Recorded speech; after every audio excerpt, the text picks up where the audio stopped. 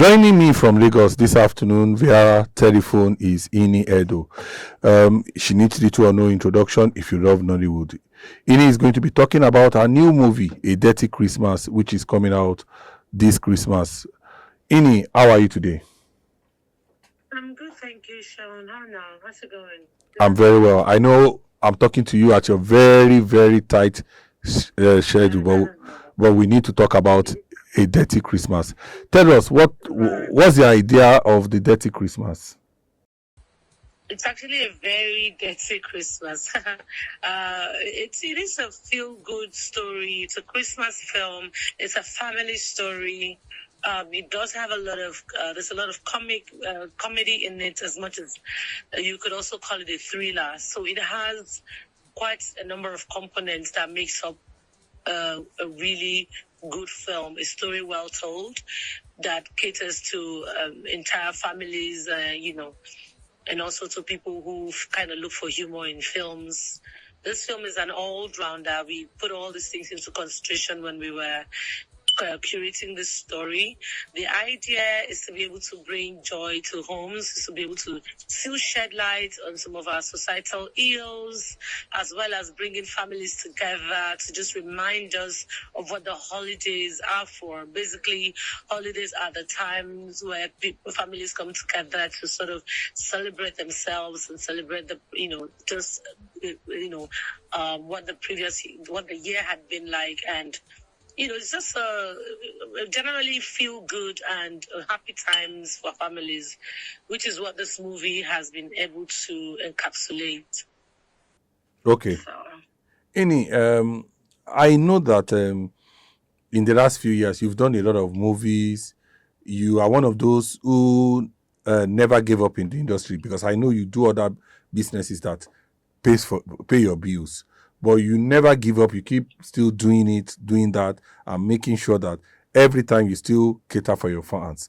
I want to know what brings this passion never to leave the industry, because you go out to make money from elsewhere and you invest it in the industry, which looks like a gamble. Why do you continue to do that? Well, for me, acting and filmmaking is a passion. It's just a passion that I've developed right from when I was young, when I was a child, and just having the privilege of being able to do it on a professional level, for me, has just been pretty profound.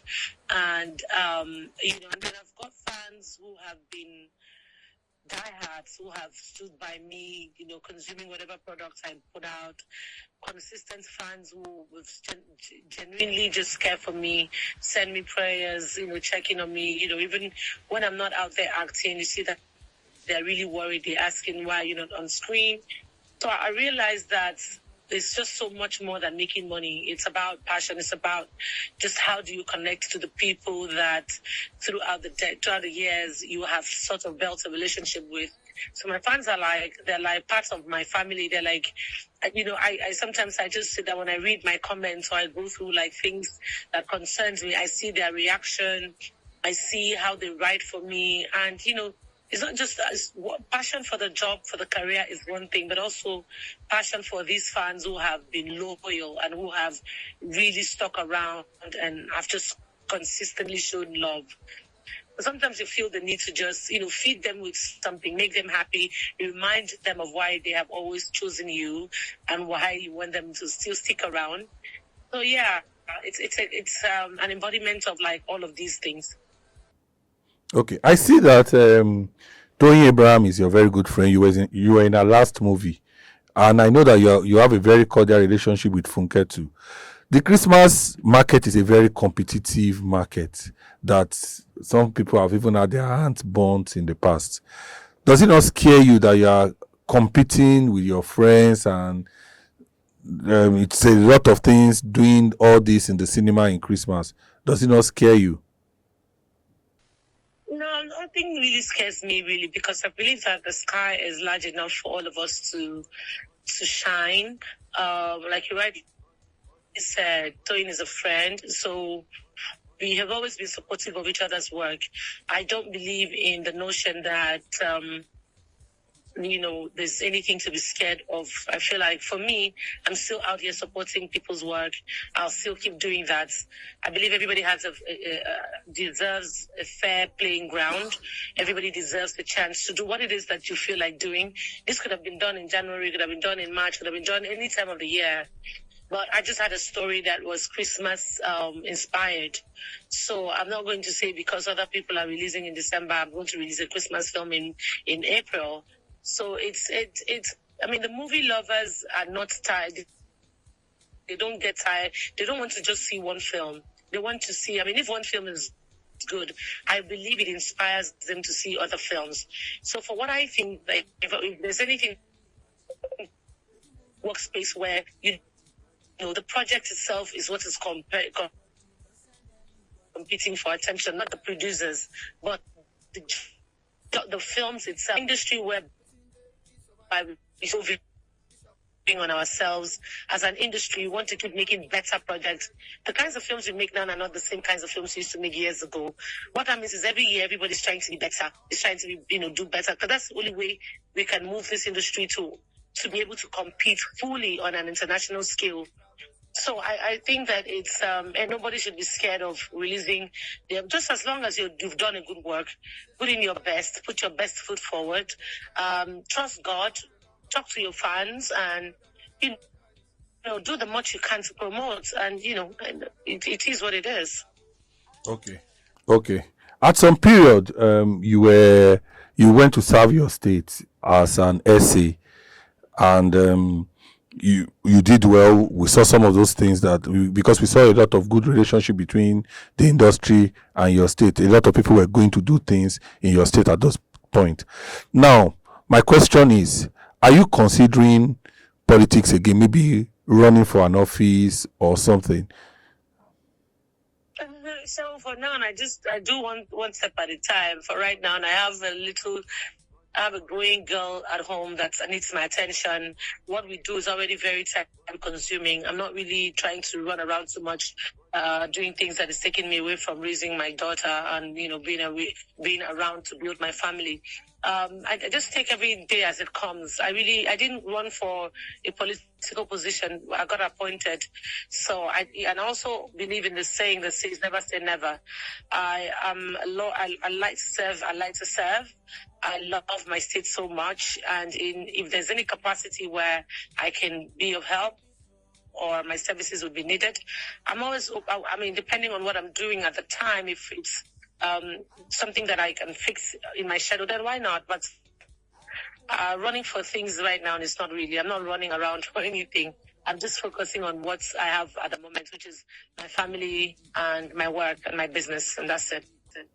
Okay, talking about being a mother, I saw that we've been trying to do this interview. There was a point that you were also going to go to Bonn, but you didn't go because you told me you wanted to be with your daughter end of the year and the rest of it. How does it feel being a mother? Well, what is the feeling like? Well, being a mother I think it comes natural to me because I've mothered my siblings, people around me, my workers. I've always been like a mother figure to like just a different person for another human being. A child who is absolutely looking up to you in like every ramification, depending on you for literally everything except the air that you breathe. So it's just very humbling, and it's just it's a leveler. It's a leveling feeling, a feeling that, brings out the human angle in you and just helps you understand that, look, everything in life is not just about what you accomplish or what you're setting out to achieve, but, what you do with this child that God has given to you is if not the most important thing in the world. So yeah, Cheryl, I'm so happy we got a chance to doing this. So I have to run right now. I know you have to run, but before you go, I want to ask you, why should anybody this Christmas spend their hard-earned money to watch A Dirty Christmas? That's my last question. Why? Everybody, including you, Sharon, and everybody else, why they should go and watch A Very Dirty Christmas. This is not your typical. It's not your typical. It's a very grounded film. It's a movie that has, like I told you, about all the components of this film. It is a family story. It is a fun story. It has a strong societal message. It's still, me, I don't like to do films, or I feel like even when I'm making a film, I have to be able to tell a story. I have to be able to drive a message across. I have to be able to highlight on the ills of the society, or just do something that is beneficial to people, create awareness of what we are going through. One way or the other, as much as it's a feel-good family story, there's an infusion of part of the very serious things that we are dealing with in the country today that nobody's talking about. So the components of this film, until you see it, then you would get it. Because, I don't want to lay out all the cards from the bag, but it does have a strong societal message, as well as an awareness that it brings to the security personnel to say, these are the things going on in our society, and it is damaging, and it is killing our people. Just as much as you're telling a feel-good story, you still want to be able to treat societal issues. So this film has successfully done that as well. All right, thank you so much. That's why people should go watch it. And then, of course, we have an array of extremely talented actors who are so... They're so passionate about the projects, which gives me so much joy. Highly professional actors who came out to give their best, each and every one of them. We have Wumi Toriela, we have Nancy Sime, we have Latif, we have Taye. These are all like a bunch of very strong, solid professionals who take it upon themselves to, drive the project, give their 100%. They're running around with the promotion. They're giving their 100%. So I have a very, very solid team of cast, as well as my production crew. So it's a total package. I think everybody would be proud of each and everybody in this film. So, yeah. All right, you've heard from Ini Edo. A Dirty Christmas is something you must not miss. Thank you so much for your time this afternoon. I will wish you the best of luck. If we have more time, we can do this extensively. All right. Thank you. I shall be at the premiere, and I will make sure that even after the premiere. Better, otherwise you'll be missing too much. You don't want to be told. You better be there. All right. Thank you so much.